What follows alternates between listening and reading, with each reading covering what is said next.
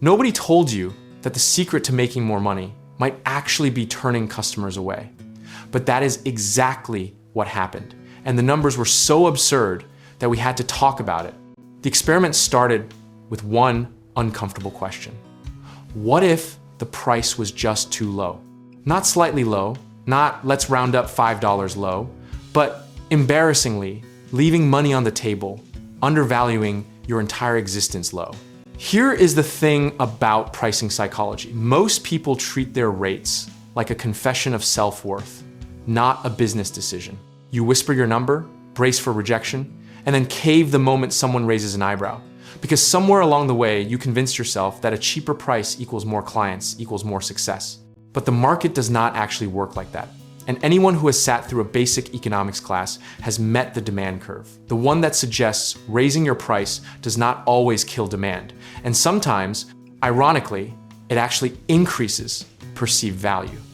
We knew the theory, we just never had the audacity to test it in the real world until we did. So here was a setup. Same service, same quality, same team, just a price increase of roughly 40% across the board. The prediction from everyone around us was a client exodus, a wave of cancellations, strongly worded emails, and a slow, humbling return to the original number with our tail between our legs. What actually happened was 3 clients left, 2 new clients came in at the higher rate without blinking, and the net revenue went up by more than we had made adding 6 clients the previous quarter. The math was so clean, it almost felt illegal.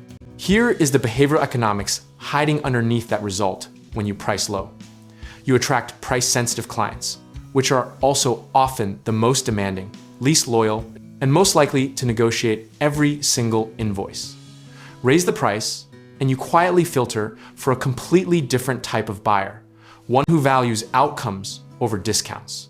We have seen this pattern repeat across industries for decades, from luxury goods to consulting to software, and yet every small business owner acts like they discovered a new universe when it finally clicks for them.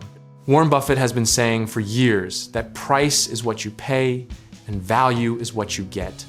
And yet we all keep competing on the wrong variable. Now, the misconception you are probably carrying right now is that raising prices only works if you have some elite, irreplaceable product, but that framing is the trap. What actually matters is the perception of value, the confidence in how you present it, and the willingness to genuinely lose the wrong clients to make room for the right ones. The practical lesson here is not to double your prices tomorrow with zero strategy and blame us when it backfires. The lesson is to test incrementally, track your retention rate honestly, monitor your margin, not just your revenue, and recognize that one lost low-margin client replaced by one solid high-margin client is a business transformation, not a coincidence. The irony that nobody talks about is that hustle culture has trained us to measure success in volume, more clients, more bookings, more everything, when the actual leverage point for most service businesses is not addition, it is multiplication through margin. You can work half the hours, serve half the clients, and earn more. And that sentence should make you deeply uncomfortable if you have been grinding on quantity. Discipline here means resisting the urge to panic when a client pushes back on price, because the negotiation is actually the interview. And if you fold immediately, you have already told them everything about how you will handle adversity inside the working relationship. Stick to your number, explain your value clearly, and let the outcome happen without emotional attachment to the result.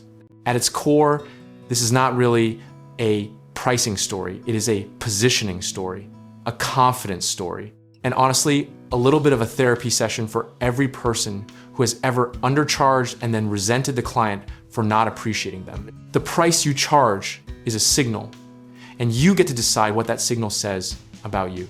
Size your experiments carefully, document every variable, and do not extrapolate 1/4 of data into a permanent religion, but do not be afraid to test the edges of what the market will actually bear, because you might be shocked at how much room there is.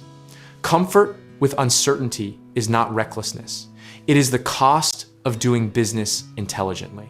And if you are ready to stop guessing and start building something with real margin, whether that is through real estate investing, home contracting, or finding the right lenders to fuel your next move.